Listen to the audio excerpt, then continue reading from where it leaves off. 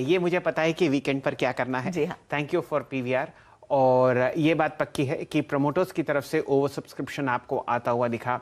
भारतीय एयरटेल में 25,000 करोड़ रुपए का जो राइट्स इशू था वो अब आपको समाप्त होता हुआ दिखा कल शाम को। चलिए यहाँ पर जोड़ते हैं यतिन जी को, और एक बहुत अहम खबर जो हम लोग लीगल वर्ल्ड से ट्रैक कर रहे हैं वो है इन्वेस्को और जी एंटरटेनमेंट का जो बोर्ड रूम बैटल हो रहा है। यतिन जी, क्या अपडेट्स हैं आपके पास? तो देखिए शैल जी, जहां तक कि जी का सवाल है, कल हाईकोर्ट में हियरिंग थी और हम वो हाईकोर्ट हियरिंग का हिस्सा थे। कहीं ना कहीं जो हाईकोर्ट है उन्होंने ये साफ कर दिया था कि आपको ईजीएम तो रखनी होगी। ईजीएम के आउटकम पे अगर आपको किसी प्रकार की लीगल बैटल करनी है तो वो ही मुमकिन होगा, लेकिन ईजीएम रखनी होगी। तो बहुत सीधी तरीके से बॉम्बे हाईकोर्ट ने जी एंटरटेनमेंट को कहा है कि आपको ईजीएम रखनी होगी, और जो रिक्विजिशन इन्वेस्टको और ओएफआई यानी ओपनहाइमर ने रखा है उस हिसाब से आपके वही टाइमलाइंस के हिसाब से आपको ईजीएम रखनी होगी। और ईजीएम को चेयर करेंगे एक रिटायर्ड जज हाईकोर्ट के। ईजीएम का जो रेजोल्यूशन होगा उसको अबेंस में रखा जाएगा, क्योंकि इसके अंदर मिनिस्ट्री ऑफ इंफॉर्मेशन ब्रॉडकास्टिंग का अप्रूवल लगता है, और जो भी लीगैलिटी है अगर उस पर कोई भी प्रकार की चिंता हो तो हाईकोर्ट उसके लिए अवेलेबल है। जहां तक कि जी एंटरटेनमेंट का सवाल है, उनके वकील ने कहा है कि कल सुबह यानी आज वो एक ईजीएम की डेट अनाउंस करने वाले हैं, तो स्टॉक एक्सचेंजेस पे भी नजरें रहेंगी क्योंकि ये ईजीएम की डेट काफी इंपॉर्टेंट होगी।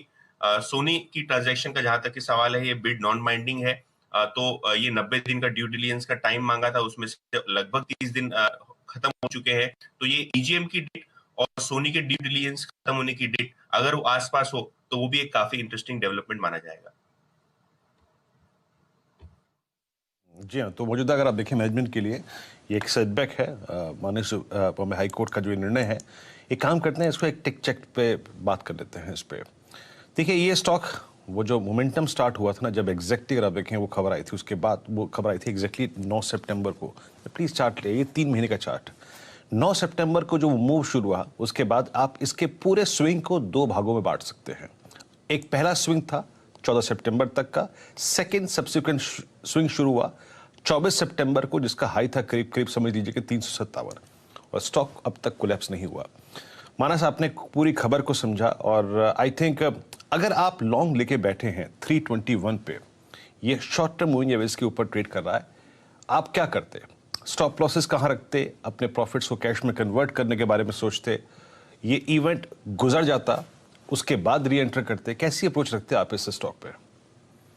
देखिए, मेरे पास पोजीशन होती तो मैं बिल्कुल होल्ड करता, क्योंकि जो स्ट्रक्चर है वो बिल्कुल भी खराब नहीं है, काफी पॉजिटिव स्ट्रक्चर है स्टॉक का।